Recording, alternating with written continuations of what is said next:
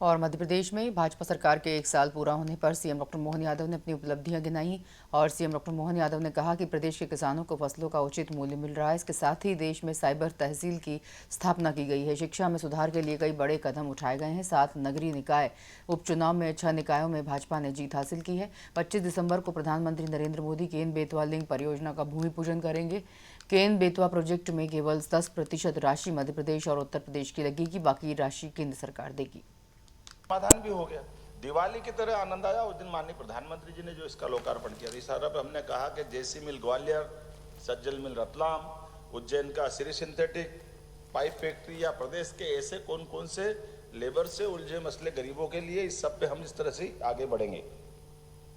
ये कुछ चीजें तो मैं आपको बाकी डिटेल बाद में बता दूंगा, लेकिन कुल मिलाकर के जो बात अपन कह रहे हैं कि हमारे जितनी भारत सरकार की स्वनिधि योजना, संबल योजना के माध्यम से 1,73,00,000 से लोगों का पंजीयन हमने किया, जिसमें 40,000 से अधिक लोगों को 895 करोड़ की राशि का 1 साल में हमने वितरण किया है।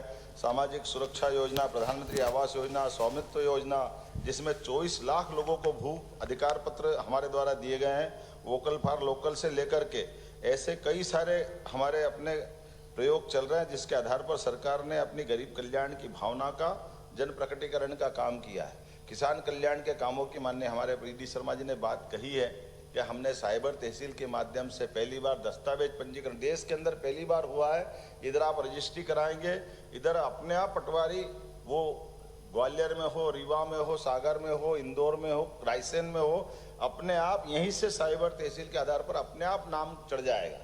आमतौर पर ये 2 विभाग अलग अलग है, रेवेन्यू डिपार्टमेंट अलग है, पंजीयन विभाग अलग है, लेकिन इधर अपन कराएंगे और हो जाएगा। और केवल रजिस्ट्री नहीं, बंटवारा परिवार के अंदर भी होता है। संपत्ति का परिवार का बंटवारा होगा तो बंटवारे में भी सही तरीके से उसके खसरा खतौनी से लेकर के नक्शे के अंदर तरतीब कराने तक का सारा काम उसके अंदर होने वाला है। इसी प्रकार से श्री अन्न को लेकर के 1,000 रुपये प्रति क्विंटल की दर से हमने अपने किसान भाइयों को श्री अन्न रानी दुर्गावती योजना के आधार पर इसका हमने मदद करने का प्रयास किया।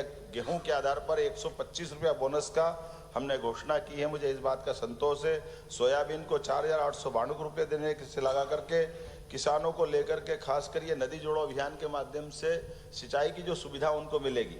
एक और आपकी भी बात जानकारी देना चाहूँगा, इसके साथ ही बोल देता हूँ कि अभी हमने अपनी किसानों को अपने पैरों पे खड़े होकर के उनकी जीवन में जो सबसे बड़ी कष्ट है, एक तो बिजली और एक पानी के लिए हम नदी जोड़ो अभियान पे काम कर रहे हैं। दूसरी तरफ किसानों के लिए हमने निर्णय किया है कि किसान को अपनी बिजली स्वयं की मिले, इसलिए जिनके टेम्परेरी कनेक्शन है 1 लाख किसान, उनको सबको सोलर पंप दे करके उनकी हमेशा के लिए बिजली की उनकी उपलब्धता, और वो भी सोलर पंप के माध्यम से। केवल वो अपना रेगुलर कनेक्शन से, क्योंकि टेम्परेरी है तो रेगुलर कनेक्शन मिलता नहीं, लेकिन पूरे साल बिजली मिलेगी। ये सोलर पंप देने का हमने 1 लाख किसानों को निर्णय किया है।